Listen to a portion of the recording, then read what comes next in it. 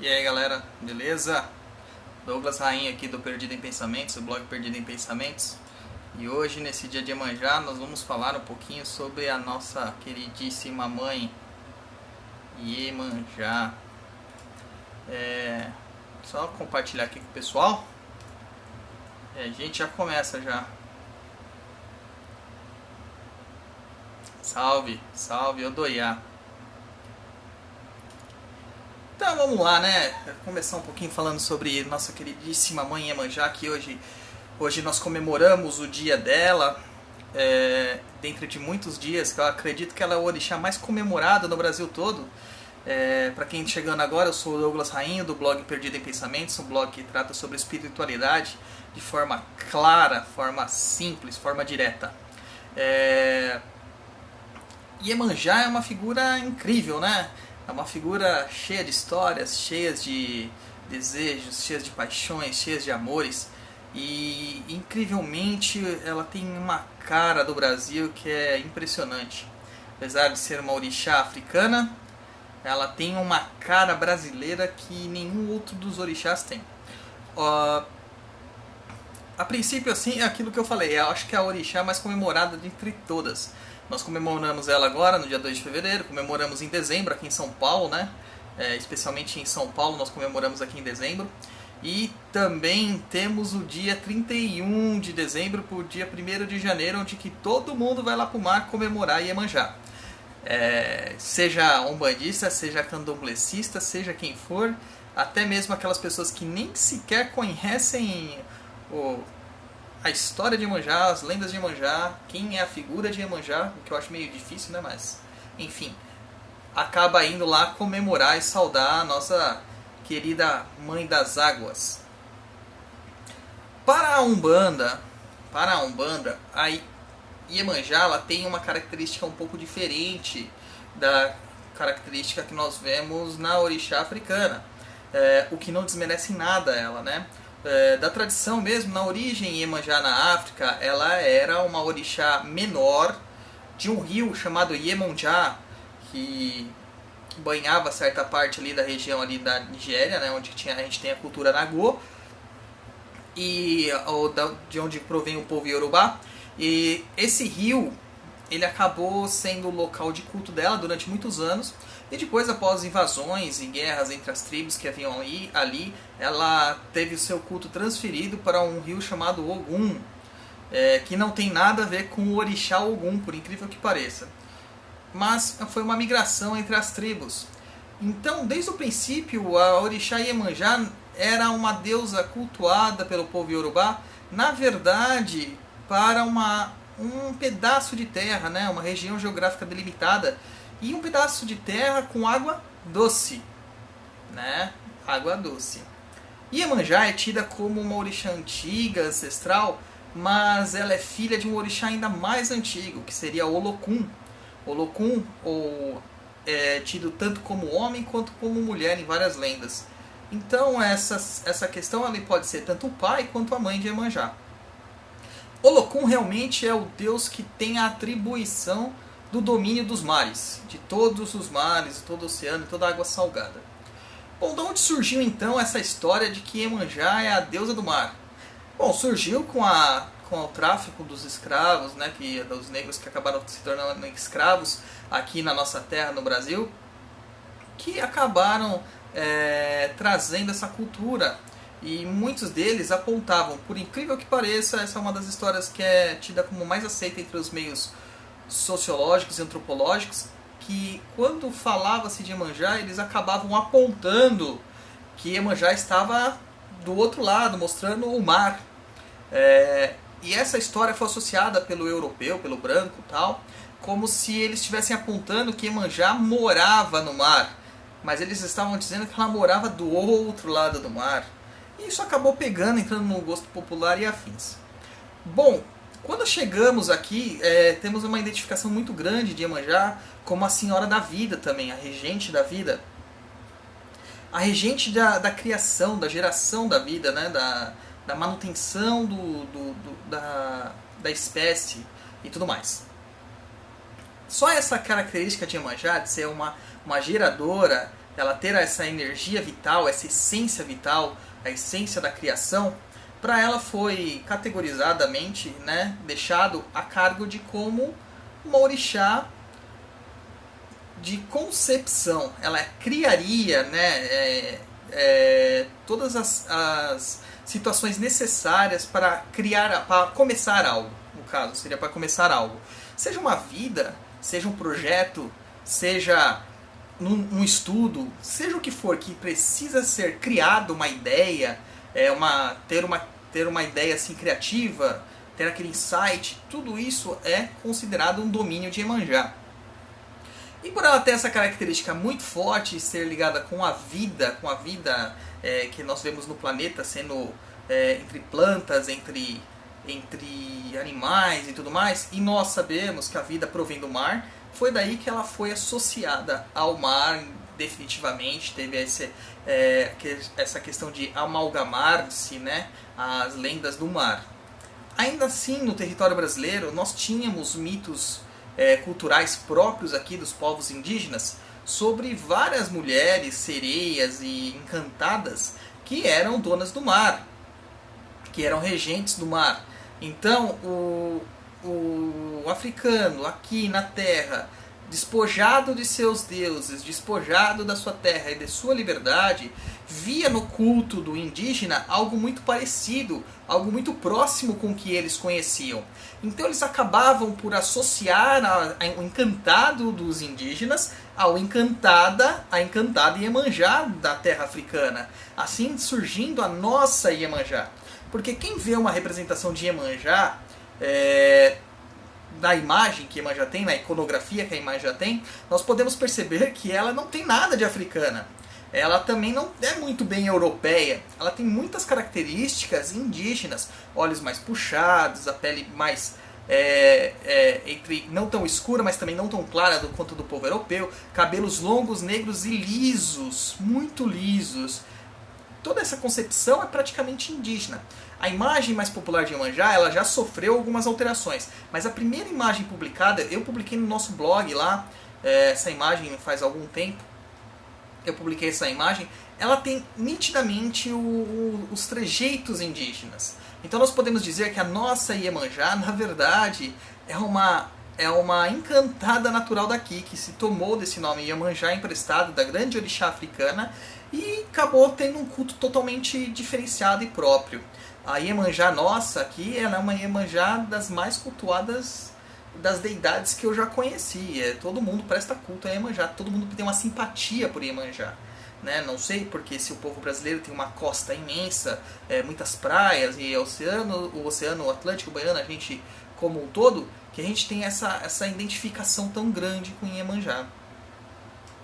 Isso não é detrimento das lendas dos orixás, não é detrimento da lenda dos indígenas, não é detrimento de nada. Porque a cultura, ela se recicla, se adapta, se aprimora. Então a gente tem que sempre compreender esse lado cultural, antropológico e tudo mais.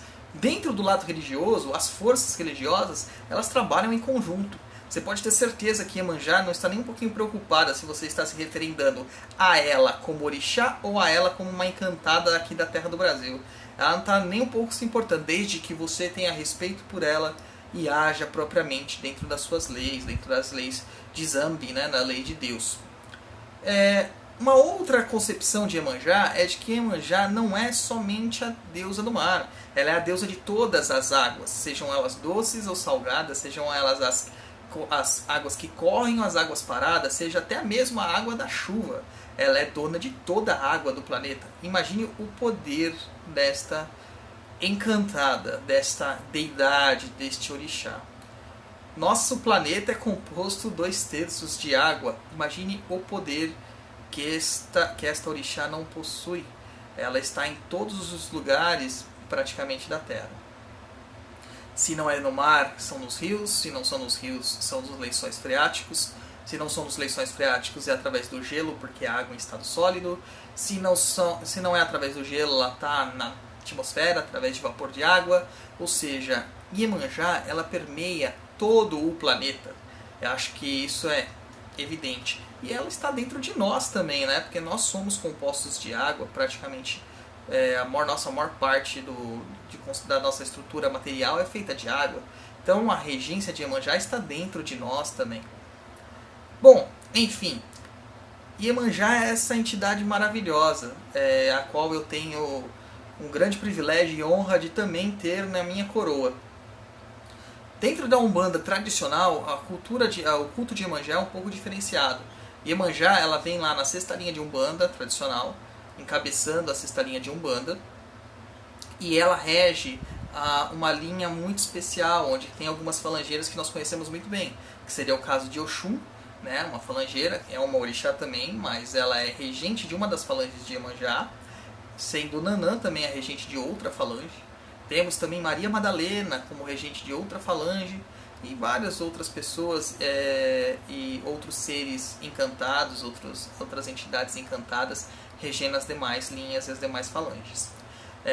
Vamos pegar só a estrutura de Iemanjá como regente e Oxum e Nanã como regidas, no caso. Muitas pessoas acham que isso é um desrespeito à magnitude dos orixás e tudo mais. De fato não é. Se nós pegarmos a estrutura que Iemanjá tem, sobre uma deusa de águas, a controladora das águas, nós vamos ver que Iemanjá rege também as águas doces, que também é regida por Oxum. As águas salgadas, as águas paradas, que também são águas doces, mas são águas mais salobras, elas são regidas por Nanã, e também está dentro da regência de Iemanjá. A cabocla Yara, a deusa Yara dos Tupis, também está dentro dos orixás. Eu não sei quem perguntou, mas não vamos dar vazão à intolerância, deixa ele falar à vontade, eu não vou bloqueá-lo. A maior prova de tolerância que nós fazemos é ouvir todas as coisas diferentes, distintas, todas as opiniões diferentes, simplesmente aceitá-las ou ignorá-las. A gente não precisa concordar com elas, mas respeitar. Se a posição dele é essa postura, é isso que ele aprendeu, tudo bem, é a verdade dele, nós temos que respeitar. Se a nossa verdade é diferente, ele tem que respeitar a nossa. Mas ele não respeita. Aí é a cargo de Deus. A gente tem que acreditar numa força maior. Deixa acontecer, gente. Não entrem nessas coisas. Não entrem nessa energia negativa, não entrem nessa pilha. Vamos continuar falando da nossa querida Iemanjá. Iemanjá, ela representa uma forma de vida, uma estrutura de vida para todo o povo ribeirinho. É muito engraçado que a gente tenha uma concepção de que achar que não existia nada, nenhum tipo de culto ou qualquer coisa do tipo, antes da entrada dos europeus ou dos africanos aqui no Brasil. Existia sim, e os índios dependiam muito da água, principalmente do mar. Eles dependiam muito do mar nas suas pescas e tudo mais. Há relatos de índios que construíam até pequenas embarcações e conseguiam pescar dentro do mar. É claro que a história indígena brasileira ela é um pouquinho perdida, ela é um pouquinho esquecida. Os historiadores mesmo, eles não têm grande interesse em divulgar isso, eles também não recebem muito amparo de pesquisa para divulgar essas coisas, fazerem livros, documentários e afins. Mas a gente consegue procurar alguma coisa. A USP, né, a Universidade de São Paulo, ela tem um grande acervo de teses de doutorados e dissertações de mestrados lá abertas a todos para quem quiser consultar. Então todo mundo pode entrar lá, acho que no site da USP mesmo deve conseguir, na biblioteca deles, e pesquisar essas teses. Tem coisas fantásticas sobre antropologia, sobre sociologia indígena das terras aqui, são incríveis. E é incrível como o povo africano e o povo indígena se deram muito bem desde o começo nas suas questões religiosas, como houve realmente tolerância da parte dos dois, e nós acreditarmos que as duas entidades, as duas culturas tão distintas, né, tão diferentes, elas poderiam não só conviver em harmonia, como elas acabaram se tornando uma só.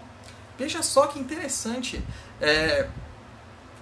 Temos até o candomblé de caboclo como um exemplo máximo disso, onde nós temos a expressão do candomblé lá, né, como um culto de nação, mas ao mesmo tempo nós temos a expressão do caboclo brasileiro, das encantados do Brasil.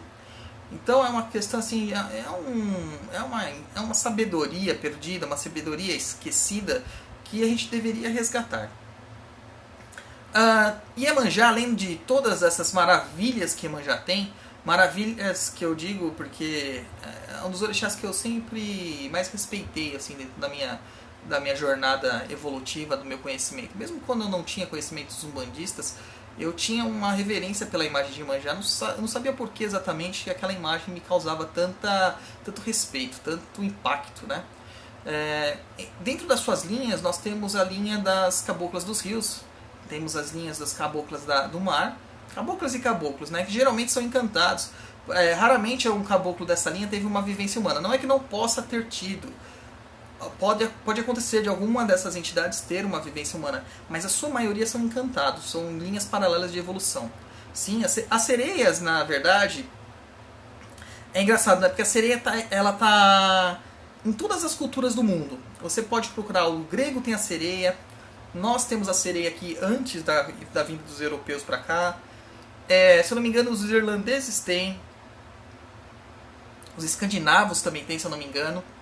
Tem outras culturas que tem também. Os africanos tinham também a cultura das sereias, enfim. As sereias são muito conhecidas, né? As sereias, elas são regidas pela linha de Oxum, que é a primeira falange, desculpa. A primeira falange dentro da linha de Iemanjá é a linha de Oxum. Como que a gente se divide? Nós temos 7 linhas principais de Umbanda, da Umbanda tradicional. Seria Oxalá, Ogum, Oxóssi, Xangô, Inhansã, Iemanjá e a linha de Almas e Santos. A sexta, que é de Iemanjá, ainda todas nelas, né, são divididas em mais 7 falanges, uma linha dividida em falange. Então a linha de Iemanjá é dividida nas seguintes falanges. Vamos ver se eu lembro tudo, né, de cabeça. A falange é a falange de Oxum, que regem as sereias, as encantadas sereias, né, as caboclinhas de Oxum, que a gente fala, caboclinhas de Oxum. Temos a segunda falange, que é a falange de Nanã, que regem as sereias mais antigas, que nós chamamos de Ondinas. Ondinas, que são sereias antiquíssimas e poderosíssimas. Inclusive, uma dessas sereias é retratada naquele conto de fadas da Pequena Sereia, né, como uma mulher-polvo, que é a bruxa do mar, né, a Úrsula lá. Ela é um personagem mitológico, e ela se apresenta, né, essa é o encantado que representa nela, né, o encantado mulher-polvo, né, mulher-polvo, ela se apresenta na linha de Nanã. A terceira é a linha da caboclas e caboclos do rio, também são encantados. A quarta falange é a dos caboclinhas do mar, também são encantadas. A quinta falange é a falange dos marinheiros, que é regida por Tarimá, que é um marinheiro, que também é um encantado. Inclusive, o marinheiro mais famoso que nós temos é o Martim Pescador, né? Martim Pescador é um marinheiro engraçadíssimo. Chega cambaleando, com aquela voz embriagada. Ele parece que realmente está bêbado, né? É engraçadíssimo ele. Conversar com ele é um barato. Mas na verdade, Martim Pescador nunca viveu. Na verdade, Martim Pescador é um encantado, é um natural, né, do mar. Além disso, nós temos uma linha muito misteriosa, muito mística, né? Que é a linha da Estrela Guia, que ela é regida por Maria Madalena. Essa linha é uma linha assim, bem esquecida dentro da Umbanda moderna. Mas na Umbanda tradicional, o trabalho dela é fantástico. Ela trabalha com aquelas magias muito negativas que foram feitas, desfazendo, claro, essas magias, né, na força do mar. E principalmente nas magias que diziam que era impossível... Olá, Efraim. Era impossível ser desfeita, que antigamente alguns feiticeiros eles faziam da seguinte forma. Eles pegavam lá a magia, né, a mironga, a demanda, a entrega, a oferenda, não importa o que seja. Eles faziam tudo lá, a parte material, né, toda a parte ritualística, cultural, fazer as evocações e tudo mais. E tudo aquilo que era material, eles colocavam dentro de um recipiente, lacravam esse recipiente e jogavam ao mar. Mas ao mar que eu digo é bem o fundo do mar, não é na praia. Eles pegavam embarcações mesmo e jogavam ao mar. Pesada, ela afundava, né?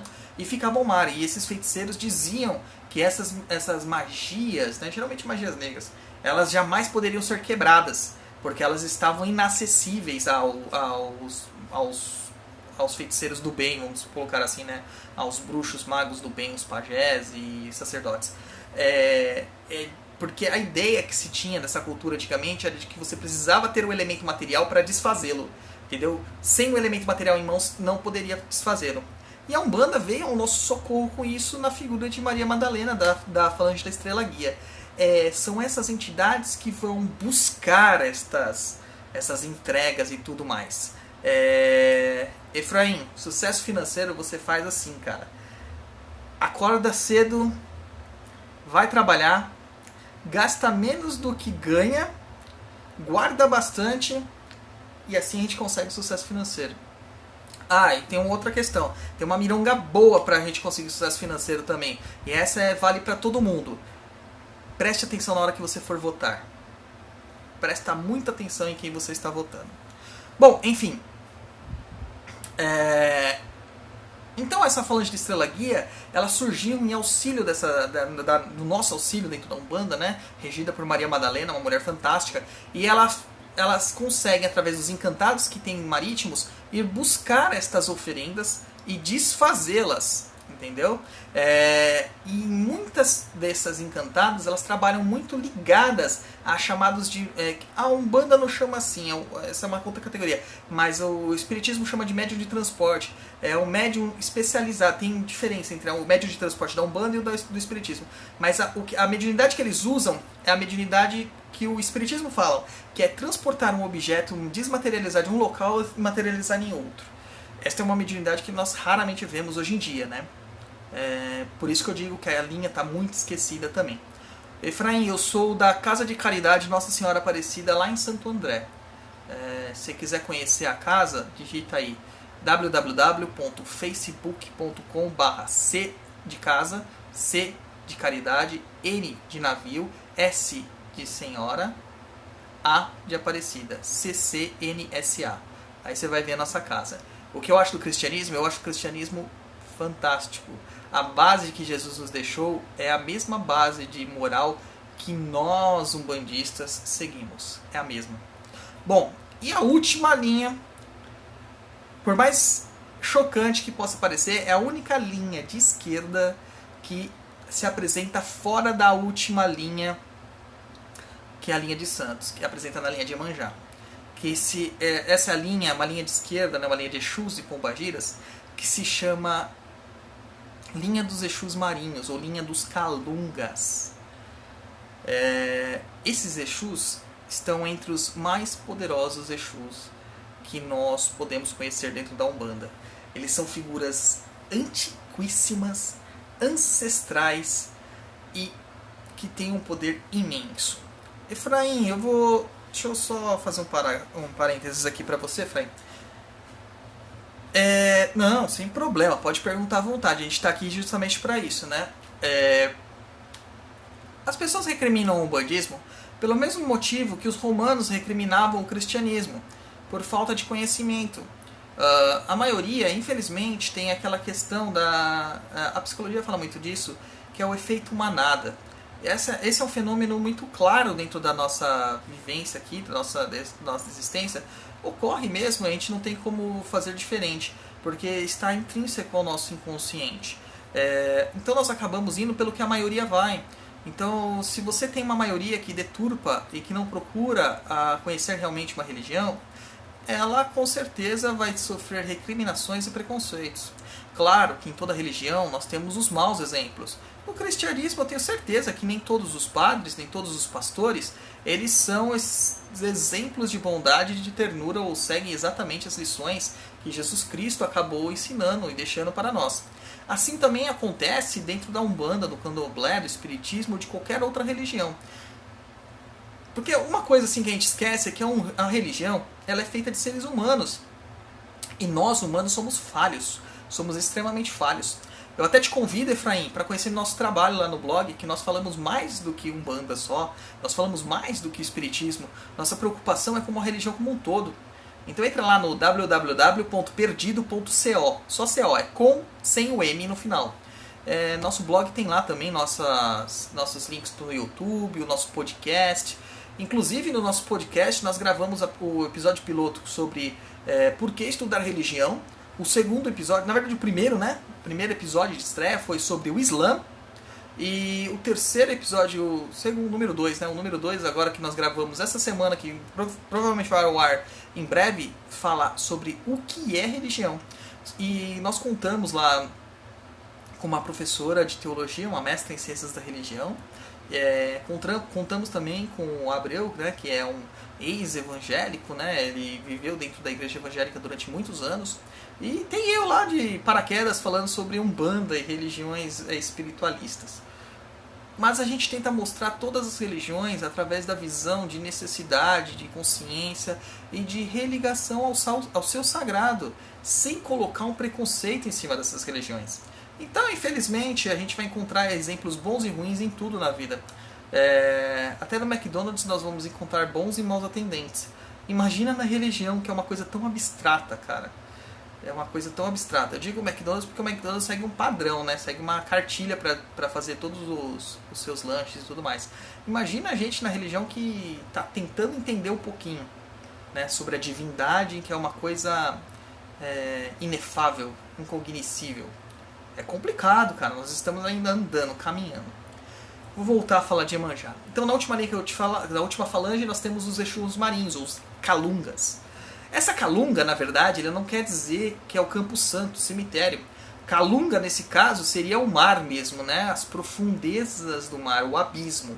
Calunga, na linguagem banto, vem do Quimbundo, quer dizer exatamente isso, o abismo. Fossas abissais. Então a gente pode imaginar que esses Exus, eles estão lá onde a luz nem sequer tocou um dia, no fundo do oceano. É o seu campo de força, o seu campo vibratório. Claro que como espíritos encantados e afins, eles se manifestam onde eles bem entendem. Mas o seu campo de força, o local de onde eles retiram sua energia, são dessas fossas abissais.